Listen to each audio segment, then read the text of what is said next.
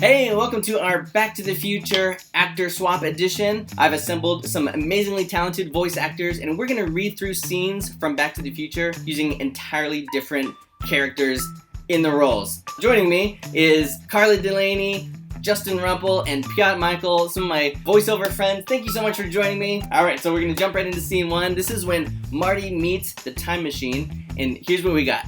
The role of the narrator is going to be played by Betty White, and Doc Brown is going to be played by Jeff Goldblum, and Marty McFly will be played by none other than TJ Miller. So, okay, I'm going to sit this one out and watch you guys do your magic, so take it away, Betty White. Exterior, Twin Pine Mall parking lot, 1985, night. The rear truck ramp slowly unfolds with smoke spilling out. A sleek stainless steel DeLorean backs down the ramp into the parking lot the way Blanche backs into Sailors. The gull-wing driver's door opens and out steps Dr. Emmett Brown, 65, with wild white hair like mine. Oh, Marty. Marty. You made it. Oh. Yep. Yeah, welcome, Marty. Welcome to my latest experiment. This is the big one, the one I've been waiting for all my life. Well, it's a DeLorean, right? I mean... Well, bear with me, Marty. All of your questions will be answered. Roll tape and proceed. Doc, is that a Devo? No. Never mind. You know the band. No, Marty. Okay, come on. All right, I'm ready. I'm ready. Good evening.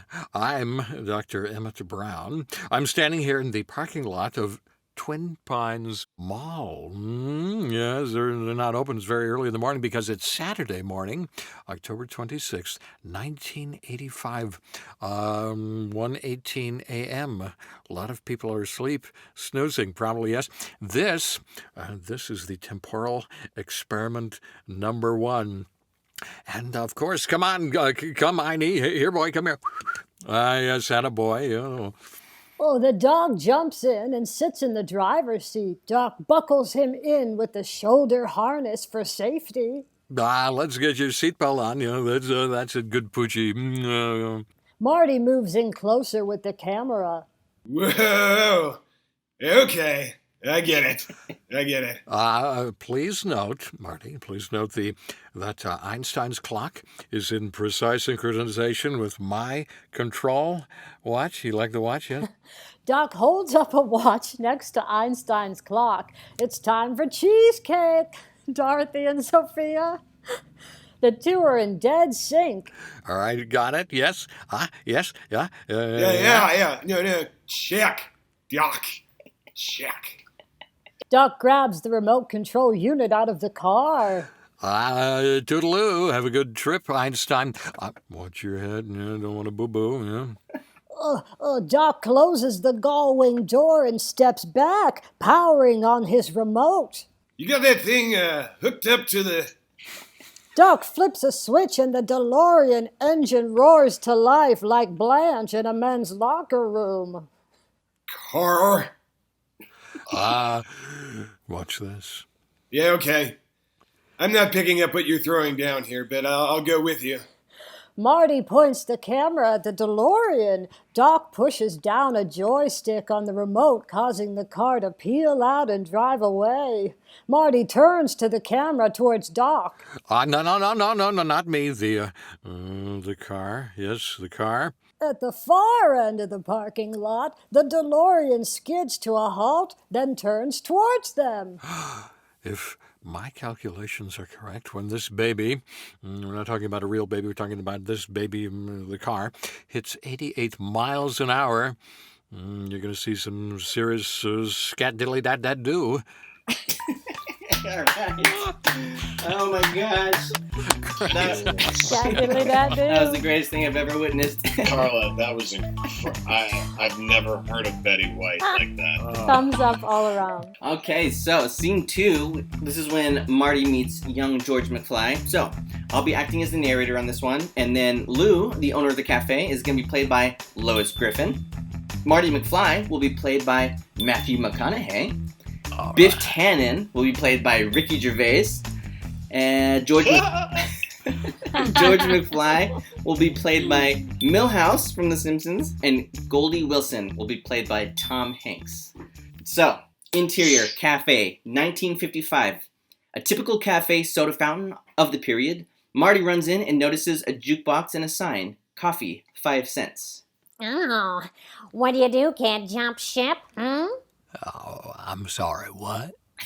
Lou, the counterman, gestures towards Marty's orange down vest. Ah, well, what's with the life preserver, huh? You know where the 1640 Riverside, Ugh. Look, kid, I'm down a short order cook. Stewie and Brian are in the back. Are you gonna order something, kid, or not? All right. Yeah, let me see. Give me a tab. Tab? I can't give you a tab unless you order something. Right. All right. Well, give me a Pepsi free.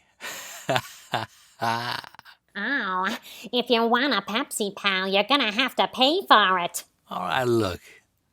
Just give me something without any sugar in it. Ah, All right? something without sugar. I'm all sugar, Lou puts a cup of black coffee in front of him.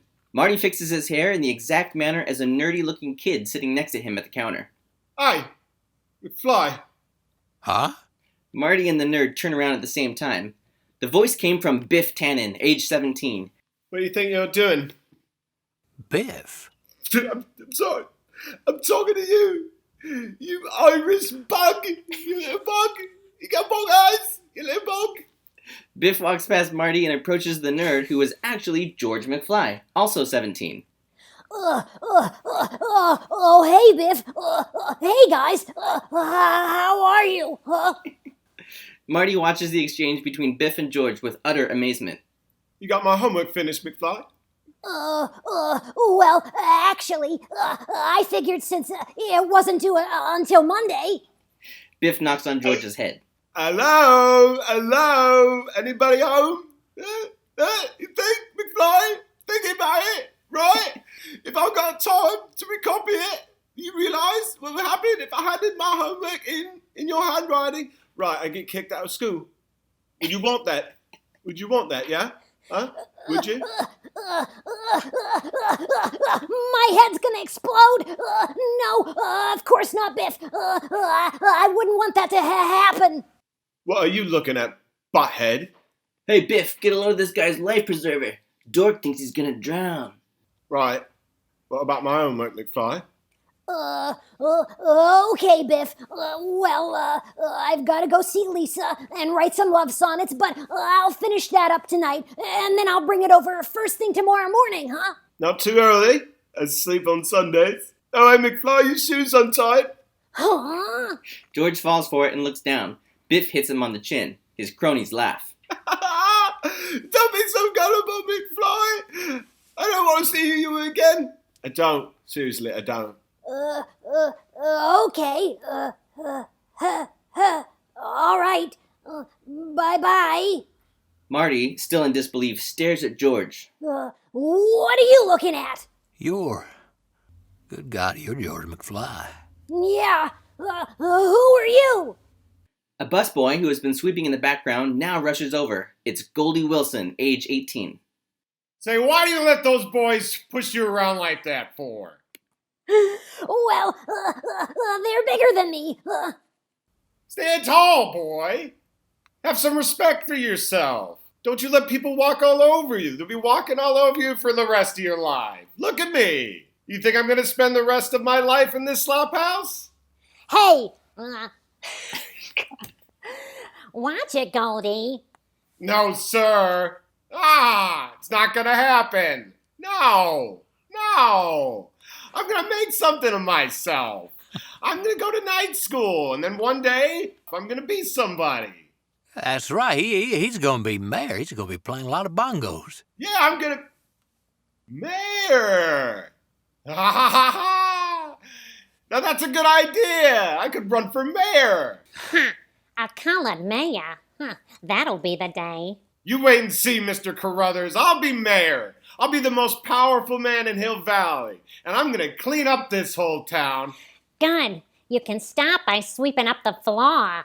Marty notices that George has left. He sees George bicycling past the window. Marty runs after him. Hey, Dad, George, Grandpa, hey, you on the bike.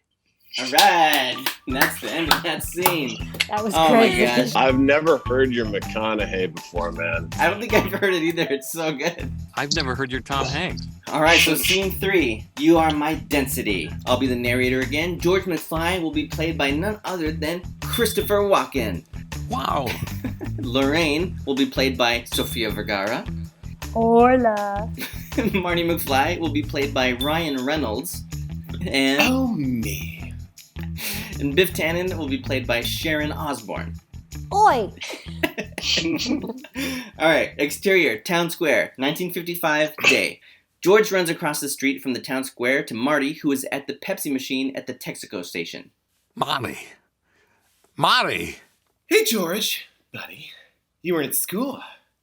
What have you been doing all day? I overslept. Look, I need your help. I have to ask Lorraine out, but I don't know how to do it. All right. First of all, breathe. Seriously, not in my face, though. Listen, keep your pants on. She's over in the cafe. They head across the street toward Lou's Cafe. What made you change your mind, George? Well, last night, Darth Vader came down from planet Walken, and he told me that if I didn't take Lorraine out, that he'd melt my brain. Yeah, let's keep that brain melting stuff to ourselves, okay? Makes me sound crazy. Yeah, of course. No problem. Silencio. Okay, good. George, you just go over there and invite her. Inside the cafe, Lorraine is seated with her friends in a booth, sipping milkshakes and talking. Okay, but I don't know what to say. I mean, do I ask about cowbells? Well, anything, George, and no, cowbells. That's only the cure for some things, not all things. Look, say whatever's natural. Just the first thing that comes to your mind. Just no cowbells or brain melting. Nothing's coming to mind. An empty vault. Jesus, George. It was a wonder I was even born. What? Nothing. I'm breaking the fourth wall. Look, tell her destiny brought you together. No, tell her it's the most beautiful girl she's ever seen in the world. Girls love stuff like that. What are you doing, George? I'm writing it down. This is good stuff. Fantastic. I love it. Yeah, okay, George. This is a lost cause. I'm totally not going to get more. Interior cafe. Marty enters with George and gives him a nudge. George tucks in his shirt and tries to gain his confidence as he approaches, then stops at the counter. Lou, baby, give me a milk. Chocolate. Lou slides the milkshake over and George takes a swig. He approaches the booth of girls cautiously and holds out his notepad, script for reference. Lorraine, my density has popped me to you.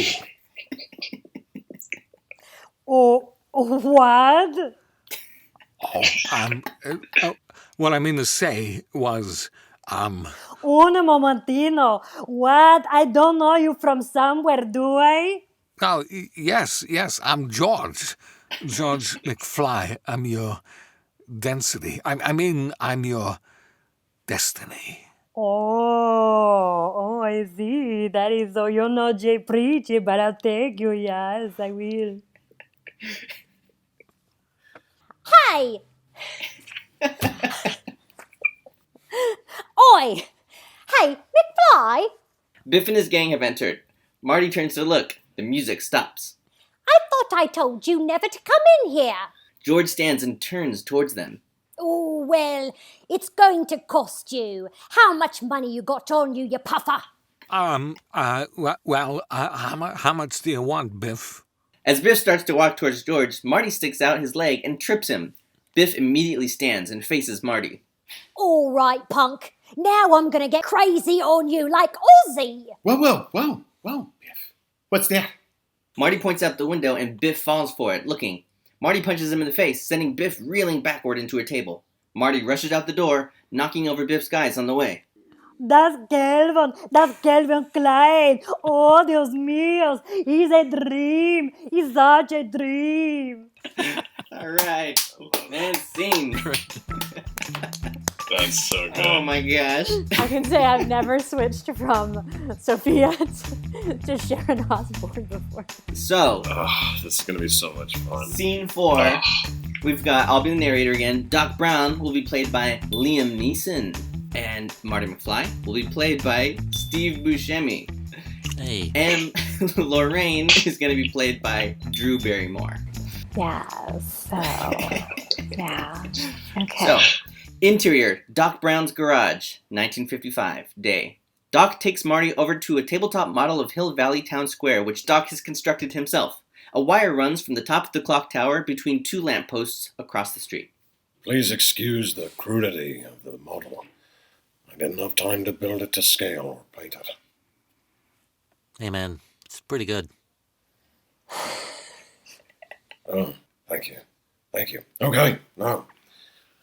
We run some industrial-strength electrical cable from the top of the clock tower, down suspending it to the street between the 2 posts. Meanwhile, we've outfitted the time vehicle with this big pole and a hook, which runs directly to the flux capacitor.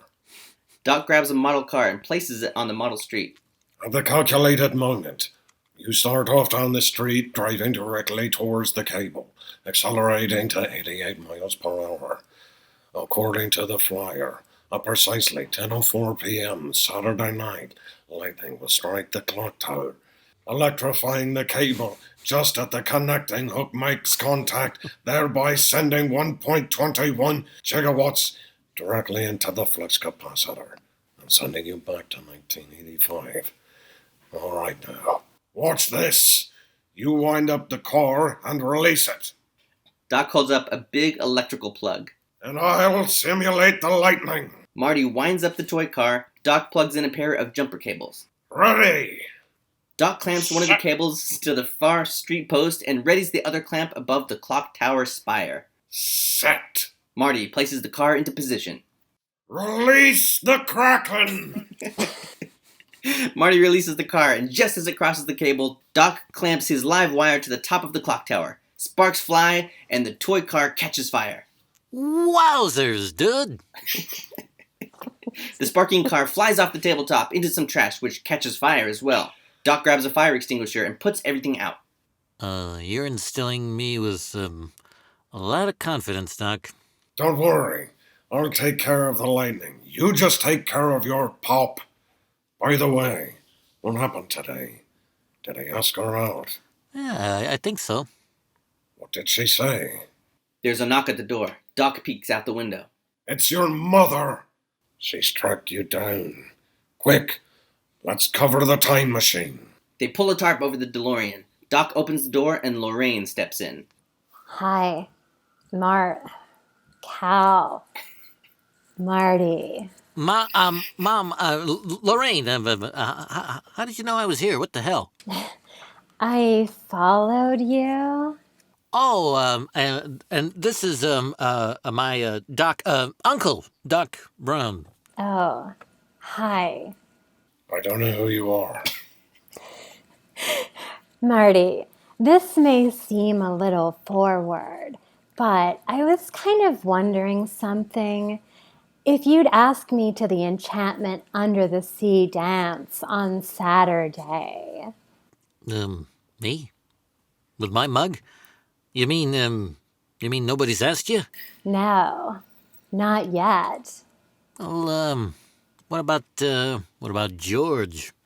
George McFly? Oh, he's kind of cute and all, but he's not like a wedding singer, you know? Like, I think a man should be strong, and so he can stand up for himself and protect the woman he loves. She moves closer. Doc and Marty exchange glances. Don't you? Yeah. And scene. Oh my gosh. The biggest constipated yeah ever. Alright, so last scene. This is scene 5. This time the narrator will be played by Sir Patrick Stewart. Marty McFly will be played by Eugene Levy. Lorraine will be played by Ellen DeGeneres. And Biff Tannen will be played by Jeff Bridges. So take it away, Sir Patrick Stewart. Exterior school parking lot. Doc's Packard pulls into a parking spot. Interior Packard. Marty at the wheel is very uneasy. Lorraine next to him looks beautiful in her best party dress. You mind if we, park for a while? That's a great idea. I'd love to park. Maybe we could dance afterwards. Yeah. That was a lot of noises.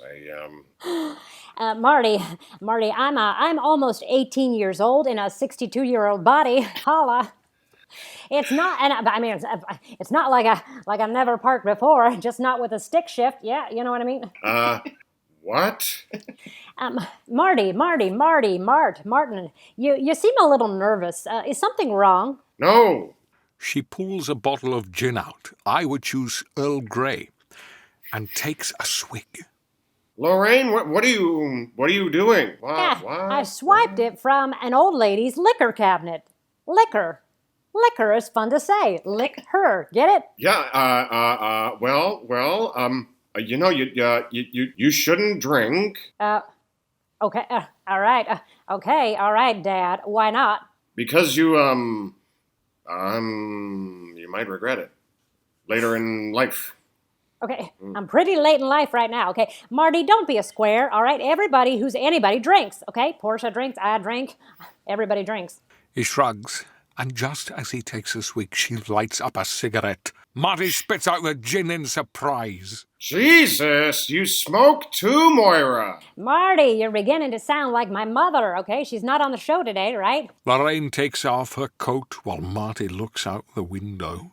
Marty, why are you so nervous? Lorraine, have you ever, been in a situation where, you know, you had to, act a certain way, but when you got there, you didn't know if you, could go through with it? You mean like you're on a first date and how you're supposed to act on a first date? Yeah. Well, sort of. I think I know exactly what you mean. Oh, you do? You know what I do in those situations? What's that, Lorraine? What was it? I dance! I don't worry, I dance! Oh, yeah!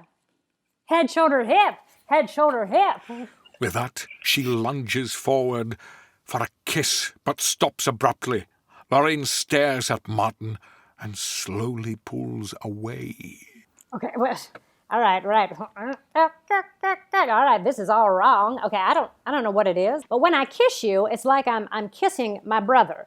It's my brother or my mother or it doesn't make any sense, does it? Believe me, it makes total sense. Somebody's coming and it's not me. Suddenly, the driver's door is opened.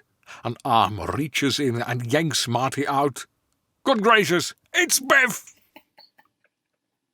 You caused $300 damage to my car, man. Hold him, okay, guys? Come on, hold him down. Biff shoves him roughly into the arms of his gang. Okay, all right. This is... let him go, Biff. You're drunk as a skunk. Biff takes a look at Lorraine in the car. Well, look at what we have here. It's not a Tron bike, but it's pretty good, man. She starts to retreat back into the car, but Biff grabs her and climbs into the car like a Romulan. No, you're staying right here with me. Come on, Lorraine, come on. Marty struggles in the arms of the guys. Leave her alone, you bastard. Hey, take him in the back, all right? Okay, I'm going to be right here.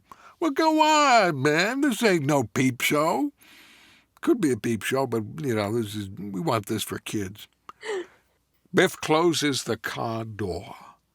They punch Marty in the stomach and drag him away. All right. Oh my gosh. Great job, you guys. Excellent work. That was really fun. Of all three of you. Thank you for having us.